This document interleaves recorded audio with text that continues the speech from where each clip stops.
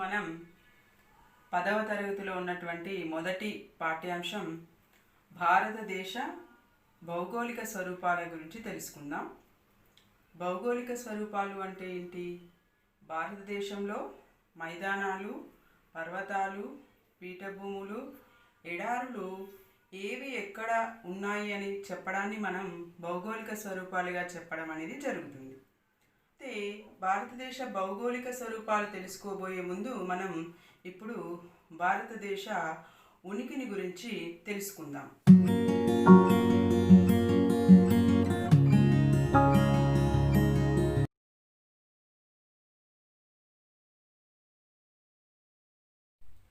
భారతదేశ ఉనికిని మనం చూసినట్లయితే భారతదేశం మన ఉత్తర అక్షాంశాల మధ్య, తూర్పు రేఖాంశాల మధ్య విస్తరించి ఉంది.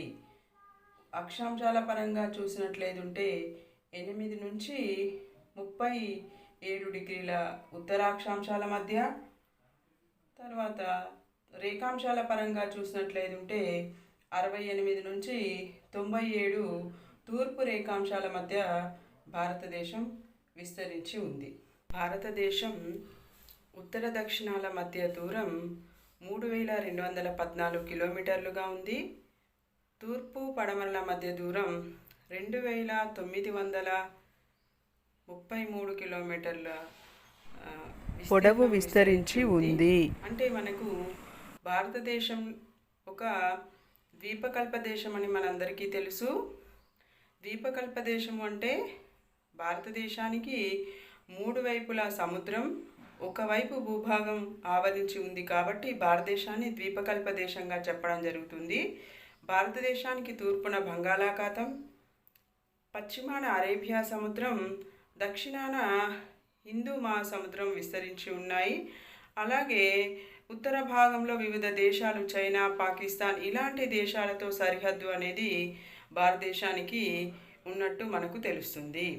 ప్రపంచం భాగాన్ని 2 భాగాలుగా చేసినప్పుడు భారతదేశం గోండ్వానా భాగంలో విస్తరించి ఉంది అనేది మనకు అర్థమవుతుంది.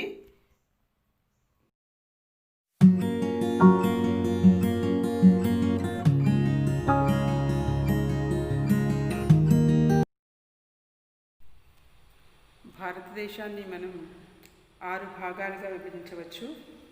1 హిమాలయాలు, 2 గంగా సింధు మైదానం, 3 ద్వీపకల్ప పీఠభూమి, 4 తీర మైదానాలు, 5 ఎడారులు, 6 దీవులు. మనకిక్కడ భారత భౌగోళిక స్వరూపాల యొక్క పటం ఇవ్వబడింది. విద్యార్థులారా ఒకసారి గమనించగలరు. చూడండి, మనకు ఈ భారతదేశ పటంలో పై భాగంలో హిమాలయాలు, దాని కింది భాగంలో మనకి గంగా సింధు మైదానం, ఆ తర్వాత భాగంలో పూర్తిగా దక్షిణ భాగంలో ద్వీపకల్ప పీఠభూమి ఉన్నట్లు, పశ్చిమ భాగంలో తారెడారి విస్తరించి ఉన్నట్లు, తీర మైదానాలు అంటే దక్షిణ భాగంలో ఇటు బంగాళాఖాతానికి, అరేబియా సముద్రానికి చుట్టుపక్కల తీర మైదానాలు విస్తరించి ఉన్నట్లు మనకు అర్థమవుతుంది. అలాగే దీవులను చూసినట్లయితే బంగాళాఖాతంలో అండమాన్ నికోబార్ దీవులు, అలాగే అరేబియా సముద్రంలో లక్షద్వీపులు ఉన్నట్టు మనకు ఈ పటం ద్వారా తెలుస్తుంది.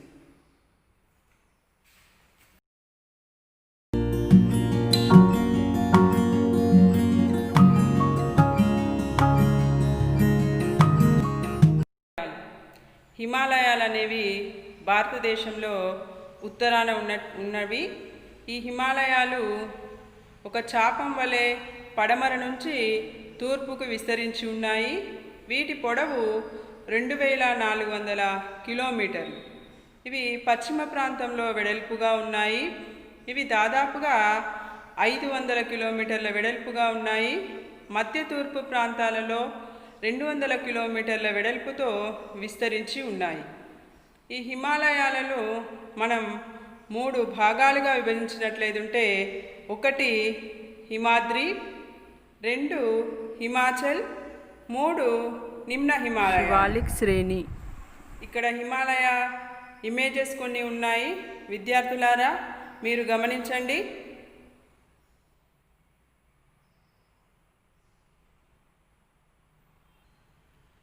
హిమాద్రి అన్నిటికన్నా ఎత్తులో ఉన్నటువంటి శ్రేణిని మనం హిమాద్రిగా చెప్పడం జరుగుతుంది.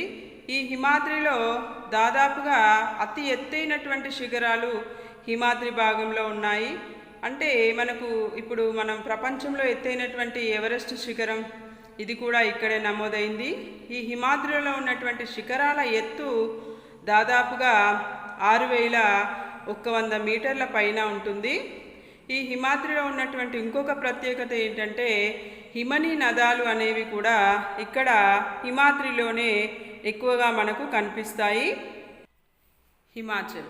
హిమాచల్ అంటే హిమాద్రికి దక్షిణ భాగాన ఉన్నదాన్ని మనం హిమాచల్గా చెప్తాము.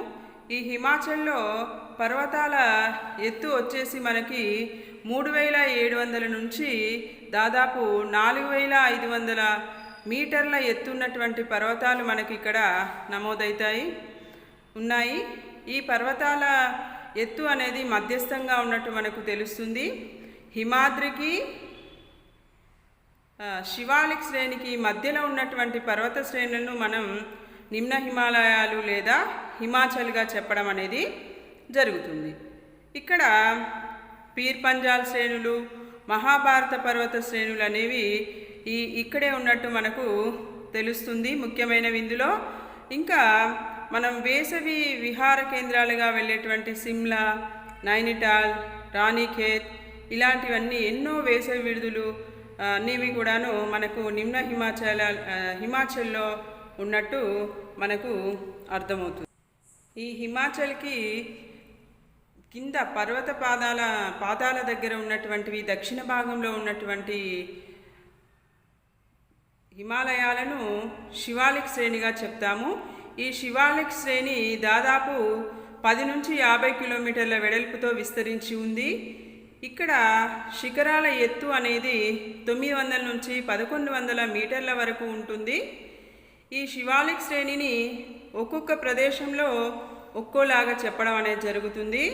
ఉదాహరణకి తీసుకున్నట్లయితే మనం అరుణాచల్ ప్రదేశ్లో శివాలిక్ శ్రేణిని మిస్మి కొండలని, అస్సాంలో కచార్ అని ఇలా రకరకాల పేర్లతో వీటిని పిలవడం అనేది జరుగుతుంది. ఈ ప్రాంతం ఎక్కువగా గులకరాన్లు, ఒండ్రు మట్టితో నిండి ఉంటుంది. ఈ నిమ్న హిమాలయ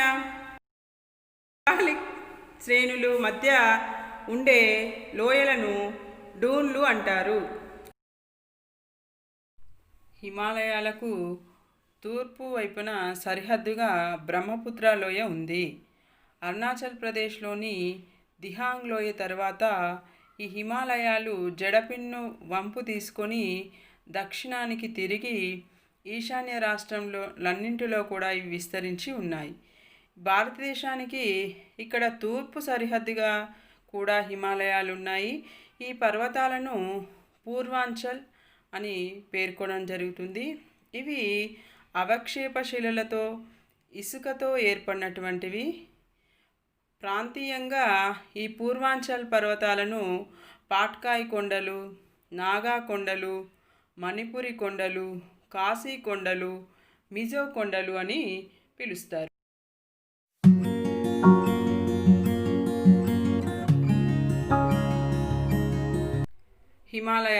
హిమాలయాల వల్ల చాలా ఉపయోగాలు ఉన్నాయి. ఇంతకు ముందు వరకు మనం హిమాలయాలు ఎన్ని భాగాలుగా విభజించవచ్చు, ఎన్ని శ్రేణులుగా విభజించవచ్చు అని తెలుసుకున్నాం. ఇప్పుడు హిమాలయాల యొక్క ఉపయోగాన్ని చూద్దాం. హిమాలయాలు అనేవి ఉత్తర సరిహద్దుగా ఉండి మనకు చాలా పెట్టని గోడ వలె ఉన్నాయని ఒకటి చెప్పుకోవచ్చు. హిమాలయాలు ఉండడం వల్లనే మన భారతదేశ శీతోష్ణ స్థితి ఈ హిమాలయాలు చాలా ప్రభావితం చేస్తున్నాయి. భారతదేశానికి ఉత్తర సరిహద్దులో ఉండి రక్షణ కవచాలుగా ఉండి మనల్ని కాపాడుతున్నాయి. మధ్య ఆసియా నుండి వచ్చేటువంటి చల్లటి గాలులు భారతదేశంకి రాకుండా అడ్డుకుంటున్నాయి. వేసవిలో వర్షాలకు పశ్చిమ కనుమలు దాటిన తర్వాత ప్రాంతాల్లో ఋతుపవన తరహా శీతోష్ణ స్థితి ఏర్పడటానికి కూడా హిమాలయాలే కారణం. అవి లేకపోతే ఉత్తర ప్రాంతం చాలా పొడిగా ఉండేది. హిమనీ నదాల నుండి నీళ్లు అందడంలో హిమాలయాలు అనేవి చాలా ముఖ్యమైనవి. ఈ హిమాలయ నదులలో సంవత్సరం పొడవునా కూడాను నీళ్లు ఉంటున్నాయంటే కారణం హిమాలయాలే. ఈ నదులు కొండల నుంచి కిందకు తెచ్చే ఒండ్రు మట్టి వల్ల మైదాన ప్రాంతాలుగా చాలా సారవంతంగా మారాయి.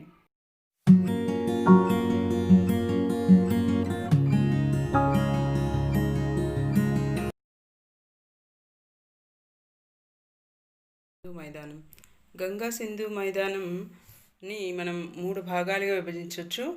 పశ్చిమ భాగం, మధ్య భాగం, తూర్పు భాగం. ఈ పశ్చిమ భాగంలో సింధు నది, దాని ఉపనదులైనటువంటి జీలం, చీనాబ్, రావి, బియాస్ తదితర నదులన్నీ కూడాను ఈ పశ్చిమ భాగంలో ప్రవహిస్తూ ఉన్నాయి. ఇది ఎక్కువగా పాకిస్తాన్లో విస్తరించి ఉండడం అనేది జరిగింది. ఈ పశ్చిమ భాగం వచ్చేసి పంజాబ్, హర్యానా మైదానాలలో ఎక్కువగా మన భారతదేశంలో విస్తరించడం అనేది జరిగింది. 2 ప్రాంతాలలో మధ్య ఉన్నటువంటి భాగాన్ని అంతర్వేది అని అంటాం. 2 నదుల మధ్య ఉన్నటువంటి భాగాన్ని అంతర్వేదిగా చెప్తాము. ఇక్కడ ఎక్కువ అంతర్వేదులు ఉన్నటువంటి ప్రాంతం ఈ పశ్చిమ భాగంగా మనం చెప్పుకోవచ్చు. మధ్య భాగం గంగా మైదానంగా ప్రఖ్యాతి పొందింది. ఇది గగ్గర్ నది నుండి తీస్తా నది వరకు విస్తరించి ఉంది. ఎక్కువ భాగం కూడా ఉత్తరప్రదేశ్, బీహార్ రాష్ట్రాల్లో ఉంది. కొంత భాగం హర్యానా, జార్ఖండ్, పశ్చిమ బెంగాల్ రాష్ట్రాల్లో ఉంది. ఇక్కడ గంగా, యమునా నదులు, వాటి ఉపనదులైనటువంటి సోన్, కోసి వంటివి ఎక్కువగా ఇక్కడ ప్రవహిస్తాయి. తరువాతి భాగం తూర్పు భాగం. తూర్పు భాగం ఎక్కువగా కూడాను అస్సాం రాష్ట్రంలో ఉంది. ఈ అస్సాంలోని బ్రహ్మపుత్ర లోయలో ఉంది. ఇది ప్రధానంగా బ్రహ్మపుత్ర నది వల్ల ఏర్పడింది. హిమాలయ నదుల కింద ప్రవహించేటువంటి వాటి పాదాల దగ్గర ఉన్నటువంటి గులకరాల నేలను భాబర్ అని పిలవడం జరుగుతుంది. ఇక్కడ చిత్తడి నేలలు ఉన్నాయి, వాటిని టెరాయ్ అని పిలవడం అనేది జరుగుతుంది.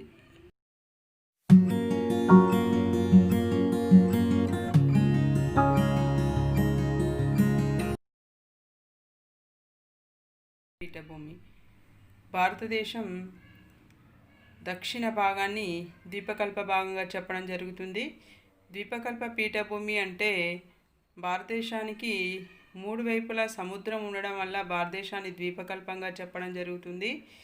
ఈ ద్వీపకల్ప పీఠభూమి స్ఫటికాకార కఠినమైనటువంటి అగ్నిశిలలు రూపాంతరం చెందడం ద్వారా ఏర్పడినటువంటిదిగా మనం చెప్పుకోవచ్చు.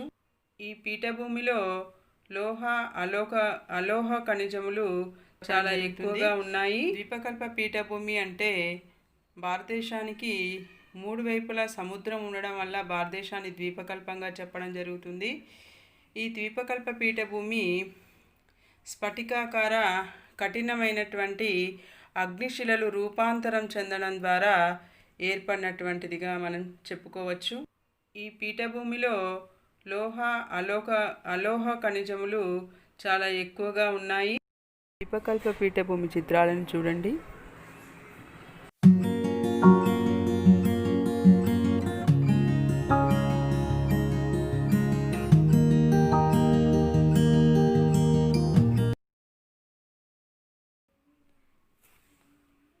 ఈ పీఠభూమి తూర్పునకు కొద్దిగా వంపుగా ఉంది. ఈ పీఠభూమి తూర్పుకు వంపు ఉండడం వల్లనే మన భారతదేశంలో ప్రవహించే నదులన్నీ తూర్పు వైపుగా వెళ్ళి బంగాళాఖాతంలో కలవడం అనేది జరుగుతుందనేది మనం ఇక్కడ ఒకటి గుర్తుంచుకోవాలి. ద్వీపకల్ప పీఠభూమిని 2 ప్రధాన భాగాలుగా విభజించవచ్చు. ఉత్తరాన ఉన్నటువంటి ఉన్నత భూములను మాల్వా పీఠభూమిగాను, దక్కన్ పీఠభూమి దక్షిణాన ఉన్నటువంటి దాన్ని మనం దక్కన్ పీఠభూమిగా చెప్పడం అనేది జరుగుతుంది. గంగా సింధు నది మైదానానికి దక్షిణ భాగాన ఉన్నది, నర్మదా నదికి ఉత్తర భాగాన ఉన్నదాన్ని మనం మాల్వా పీఠభూమి ప్రాంతంగా చెప్పడం జరుగుతుంది. తూర్పు భాగంలో చోటా నాగ్పూర్ పీఠభూమి కూడా ఇక్కడ మనకు కనిపిస్తుంది ద్వీపకల్ప పీఠభూమిలో. ఛోటా నాగ్పూర్ పీఠభూమి ఖనిజాలకు చాలా ఫేమస్గా చెప్పవచ్చు. నర్మదా నదికి దక్షిణ భాగంలో ఉన్నదాన్ని దక్కన్ పీఠభూమిగా చెప్పడం అనేది జరుగుతుంది. సాత్పుడా పర్వతాలు దక్కన్ పీఠభూమికి ఉత్తర సరిహద్దుగా ఉన్నాయి. మహాదేవ్, కైమూర్, మైకాల్ శ్రేణిలో కొంత భాగం తూర్పు అంచుగా ఉన్నాయి. దక్కన్ పీఠభూమికి పశ్చిమ కనుమలు పశ్చిమ సరిహద్దుగా, తూర్పు కనుమలు తూర్పు సరిహద్దుగా, నీలగిరి పర్వతాలు దక్షిణ సరిహద్దుగా ఉన్నాయి. పడమటి కనుమలు పడమటి తీరానికి సమాంతరంగా ఉన్నాయి. పడమటి కనుమలు అవిచ్ఛిన్న శ్రేణిగా ఉండి మధ్యలో కొన్ని కనుమల తీర ప్రాంత మైదానాలకు ప్రవేశద్వారంగా ఉన్నాయి. తూర్పు కనుమల కంటే పడమటి కనుమల ఎత్తు ఎక్కువగా ఉంది. ఈ కారణంగా పడమటి కనుమలు ఎక్కువగా 1600 కిలోమీటర్ల పొడవు ఉన్నట్టు మనకు అర్థమవుతుంది. గడలూరు వద్ద నీలగిరి పర్వతాలు పడమటి కనుమలు కలుస్తాయి. ఇవి 2000 మీటర్ల ఎత్తు వరకు ఉన్నాయి. ప్రఖ్యాతిగాంచిన వేసవి విడిదైనటువంటి ఉదకమండలం మనం ఊటీ అని చెప్తాము. ఉదకమండలం అనేది కూడా ఈ నీలగిరి పర్వతాల్లో ఉంది. పర్వతాలలో ఎత్తైన శిఖరం దొడబెట్ట. దీని పొడవు 2637 మీటర్లు. అన్నామలై, కార్డమాం కొండలు పడమటి కనుమల్లోనే ఉన్నాయి. దక్షిణ భారతదేశంలో అన్నామలై కొండలో అనైముడి ఎత్తైనటువంటి శిఖరం. ఈ అనైముడి పొడవు 2695 మీటర్లు. ఉత్తరాన మహానది లోయ నుంచి దక్షిణాన నీలగిరి పర్వతాల వరకు తూర్పు కనుమలు అనేవి విస్తరించి ఉన్నాయి. ఈ తూర్పు కనుమలు విచ్ఛిన్న శ్రేణులు. పశ్చిమ కనుమల్లో పుట్టిన గోదావరి, కృష్ణా వంటి నదులు పీఠభూమి గుండా ప్రవహిస్తూ బంగాళాఖాతంలో కలుస్తాయి. తూర్పు కనుమల సగటు ఎత్తు 900 మీటర్లు మించదు. తూర్పు కనుమల్లో ఎత్తైన పర్వతం అరోమా కొండ. ఇది ఆంధ్రప్రదేశ్ దగ్గర చింతపల్లిలో ఉంది. దీని ఎత్తు 1680 మీటర్లు. నల్లమల, వెలికొండలు, పాలకొండలు, శేషాచల కొండలు వంటివి కూడాను తూర్పు కనుమల్లో భాగాలు. అగ్నిపర్వత ప్రక్రియ వల్ల ఏర్పడినటువంటి నల్లరేగడి నేలలు ద్వీపకల్ప పీఠభూమిలో చెప్పుకోదగినవి.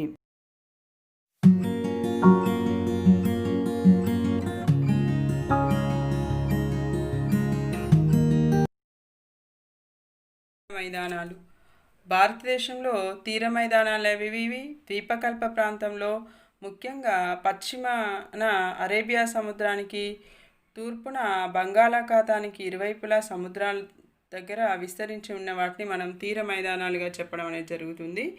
ఇక్కడ మనం తీర మైదానాలని 2 భాగాలుగా విభజిస్తే, ఒకటి తూర్పు తీర మైదానాలు, 2 పడమటి తీర మైదానాలుగా చెప్తాము. పడమటి భాగాన్ని మళ్ళీ 3 భాగాలుగా విభజిస్తే కొంకన్ తీరం, కెనరా తీరం, మలబార్ తీరంగా చెప్పొచ్చు. తూర్పు భాగాన్ని ఉత్కల్ తీరం, సర్కార్ తీరం, కోరమండల్ తీరంగా చెప్తాము. ఈ కొంకన్ తీరంలో మహారాష్ట్ర, గోవా రాష్ట్రాలలో కొంకన్ తీరం అనేది విస్తరించి ఉంది. కెనరా తీరం వచ్చేసి కర్ణాటక రాష్ట్రంలో విస్తరించి ఉంది. మలబార్ తీరం కేరళలో విస్తరించి ఉంది. తూర్పు భాగంలో ఉత్కల్ తీరం ఒడిస్సా రాష్ట్రంలో ఉంది. సర్కార్ తీరం ఆంధ్రప్రదేశ్లో ఉంది. కోరమండల్ తీరం తమిళనాడులో విస్తరించి ఉంది. బంగాళాఖాత తీర ప్రాంత మైదానాలు వెడల్పుగా ఉండి అధిక ఉపరితలం కలిగి ఉంటాయి. ఇవి ఒడిస్సాలో మహానది నుంచి మొదలై తమిళనాడులో కావేరీ డెల్టా వరకు విస్తరించి ఉంది. మహానది, గోదావరి, కృష్ణ, కావేరీ నదులతో ఏర్పడిన ఈ మైదాన ప్రాంతాలు చాలా సారవంతమైనవి. పడమటి తీర మైదానం రాన్ ఆఫ్ కచ్ నుంచి మొదలై కన్యాకుమారి వరకు విస్తరించి ఉంది. ఈ తీర మైదానాలు అవి చాలా సారవంతమైనటువంటివి. చాలా పంటలు పండడానికి అనుకూలంగా ఉంటాయి. తారెడారి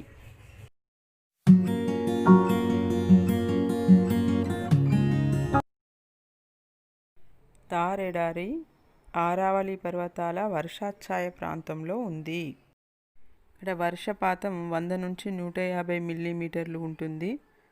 ఎడారిలో ఎత్తుపొలాలతో ఉండే ఇసుక మైదానాలు ఇక్కడ ఉంటాయి. బోడి గుట్టలు ఎక్కువగా ఉంటాయి. ఇది రాజస్థాన్ ప్రాంతంలో ఎక్కువగా విస్తరించి ఉంది. ఇక్కడ చెట్లు ఎక్కువగా పెరగవు. నదులు అనేవి కూడా ఎక్కువగా లేవు. ఒక లూని నది మాత్రమే ఈ ఎడారిలో ప్రవహిస్తుంది. నీరు సముద్రాన్ని చేరకుండా సరస్సులలోకి నేరుగా ప్రవహిస్తుంది. ఇలాంటి ప్రవాహాన్ని అంతస్థలీయ ప్రవాహం అంటారు. విద్యార్థులారా, థార్ ఎడారి చిత్రాలను గమనించగలరు.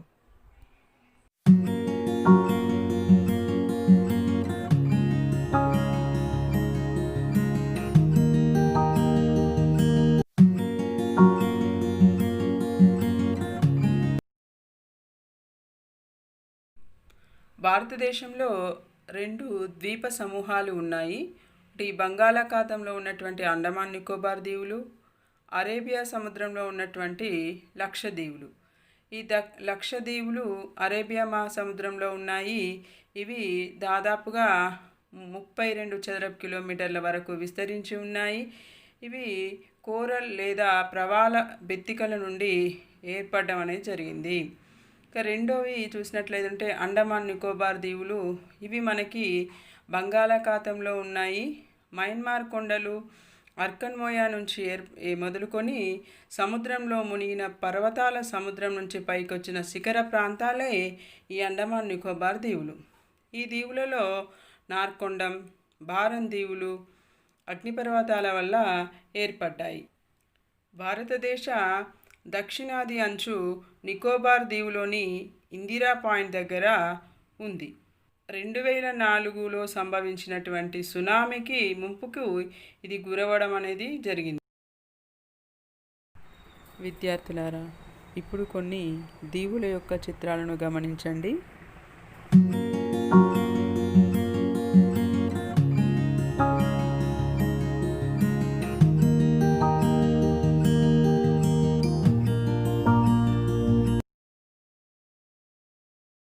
భారతీయులు జీవించేటువంటి మన జీవన విధానంలో రకరకాల తేడాలు, రకరకాల సంస్కృతులు ఉన్నట్టుగానే భారతదేశంలో భౌగోళిక పరంగా కూడా చాలా మార్పులు అనేవి మనం ఇప్పుడు చూసాము. కొన్ని ప్రాంతాల్లో చల్లగా ఉంటాయి, కొన్ని ప్రాంతాల్లో వేడిగా ఉంటాయి. ఫర్ ఎగ్జాంపుల్ మనం చూసినట్లయితే హిమాలయ ప్రాంతంలో అక్కడ చల్లని వాతావరణం అనేది ఎక్కువగా నమోదవుతుంది. ఎడారుల్లో చూసినట్లయితే అక్కడ వేడిగా ఉంటుంది. కొన్ని ప్రాంతాలు మైదాన ప్రాంతాల్లో నదులు ఉండి చాలా సారవంతమైనటువంటి నీళ్ళలు అక్కడ ఉంటాయి. కొన్ని ప్రాంతాలు పీఠభూమి ప్రాంతాల్లో చూసినట్లయితే అక్కడ నల్లని నేలలు అనేవి మనకు కనిపిస్తాయి. ఇట్లా భౌగోళిక పరంగా భారతదేశం అనేది రకరకాలుగా ఉన్నదనేది మనం ఈ లెసన్ ద్వారా గమనించవచ్చు. విద్యార్థులారా, ఈ భారత భౌగోళిక స్వరూపాలు అనేది చాలా ముఖ్యమైనటువంటి పాఠ్యాంశము. ఇది మనకు 10వ తరగతి వరకే కాదు, తదనంతరం కూడా చాలా ఉపయోగపడేటువంటి అంశం కాబట్టి దీన్ని మీరు జాగ్రత్తగా చదువుకొని ఇప్పుడు రాబోయేటువంటి ప్రశ్నలకు సమాధానాలు ఇవ్వండి.